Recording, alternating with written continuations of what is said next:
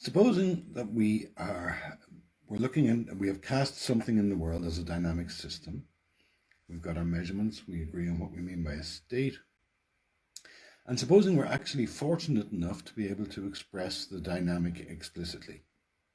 That means we have equations which describe how the state unfolds over time. Those are what we call differential equations. They're the lifeblood of physics, chemistry, biology, most of the sciences. And they have this general form that the rate of change of state, shown here by dx dt, is a function of the state x and some parameters p. If we have that, we have a full and complete account of the system, modulo our idealizations, which of course exist. But even if we have that, we might still have a further question, which is how does a specific instance of the system behave over time? Because this does no more than give us, as it were, the state space with the entire vector field. It doesn't pick out or privilege one trajectory over another, one concrete instance over another. Let's take a very simple but instructive example. The simple harmonic oscillator, also known as the mass spring system, is a very simple system which moves like, if you can imagine the movement of the blue dot up and down its very limited state space. It's moving sinusoidally, and we can describe the system of this dot using the standard pair of state variables in mechanics, its position and its velocity. And as it happens for this particular system, those are the differential equations. Let's have a look at them. First of all, there are two variables, position and velocity. And the rate of change of position is given by the velocity, and the rate of change of the velocity is given by the position multiplied by -1 multiplied by a constant k. Wonderful, that's what an explicit statement of a dynamic looks like. Obviously, they're usually more complicated than this, but we're trying to keep complexity low here. Now, in this simple case, there are means, look up the textbooks, to go from the differential equations to an explicit statement of how position varies as a function of time for a specific trajectory. When I say there are means, I mean there's textbooks and textbooks and textbooks full of instructions for performing various kinds of differentiation and integration, and for, as it were, making the dependence of a specific system on time explicit. Now, we're not going to be concerned with how this is done. That's not our bag right now. And in fact, the obvious, nice simplicity of our statement of the dynamic that was expressed in those two differential equations looks a whole lot messier down here. Suddenly we've got cosines and sines and square roots and God knows what. We also have two other things in this statement of how one specific system evolves over time. We've got the initial conditions. That is, we have to provide values for x1 and x2 at some starting time 0. And they also feature in this expression. This is what I meant when I said that the description that characterizes the evolution of a specific system over time is called a solution to the differential equations. But that doesn't mean that the differential equations were a puzzle and that this has unlocked the meaning of them. That is not the sense of solution. It's a very technical sense of the term solution. Now, the initial equations here, the differential equations, look very simple. There's no cosines and sines and so on, and yet when we come to an explicit statement that describes a particular system, it's all got a bit non-linear, hasn't it? We've got cosine, sine, square roots and all this. And this brings us to a very important distinction between linear change and non-linear change.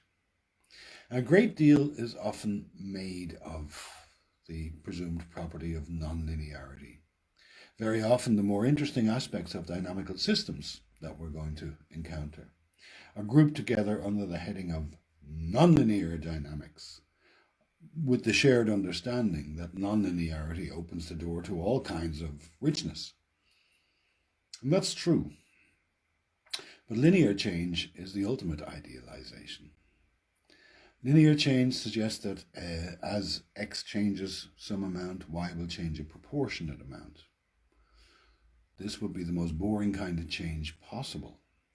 If we're speaking of change of some variable with respect to time, this would be something which either displays constant growth or constant motion or constant disappearance. And remember, we like to think causally. We like to think in terms of causes and effect, which is itself always an idealization. And furthermore, our causal thinking likes linear relations. We understand this. We understand causes and effects and covariation, like we understand how the two ends of a seesaw go together. When one goes up, the other goes down. When one goes down, the other goes up. Nonlinearity doesn't describe a special set of functions that we're likely to meet in the wild. Nonlinear functions may be simple, they may be complex, they may be intractable, they can be modeled quantitatively or qualitatively, but all real functions are nonlinear functions of empirical phenomena.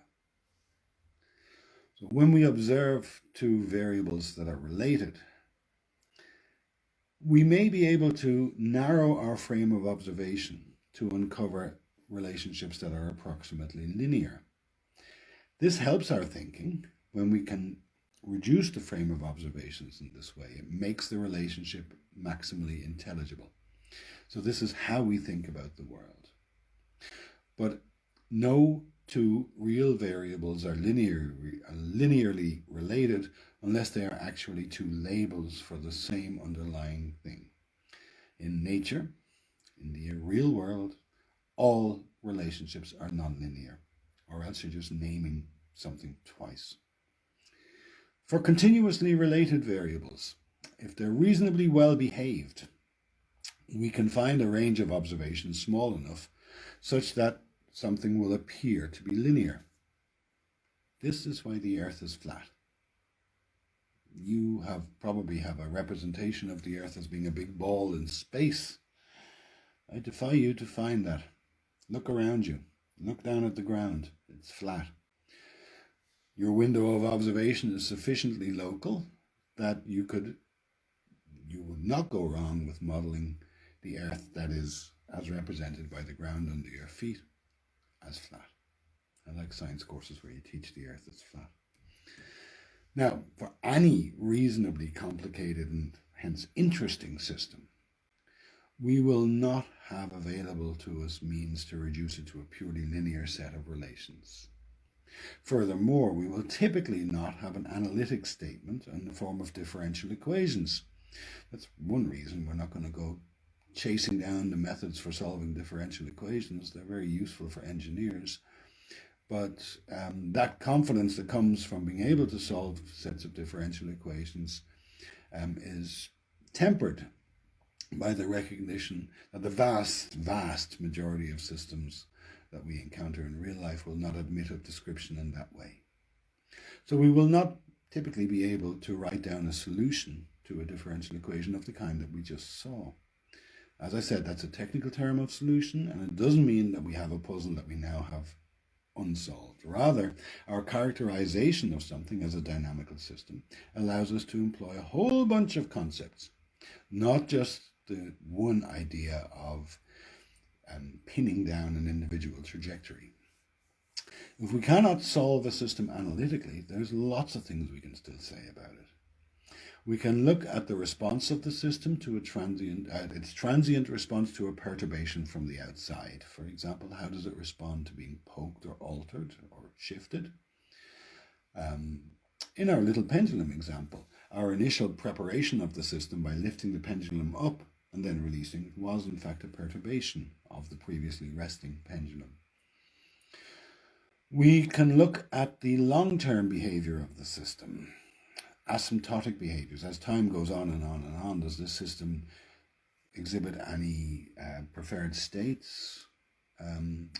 The technical term we will use is attractors. It's a very powerful vocabulary, and we'll see that in a deterministic dynamical system there are three and only three kinds of attractor. We can ask about the stability properties of the system. So we can ask, do small changes in the parameters lead to small changes in the vector field? Or do small changes in the parameters sometimes pass critical points at which the organization of the entire system is changed, perhaps by developing new attractors, or shifting from a simple form of organization to a complex, or vice versa. We can ask about the dimensionality of the system. Inevitably, in our observation, we will have chosen selected variables to look at. Those variables may do fine for some time windows of observation. Over longer time windows, however, it may be necessary to realize that what we're looking at is in fact a compressed representation of a larger system in which many more components are in play. And as parameters change, so the effective dimensionality of a system may change. It's to these that we're now going to turn.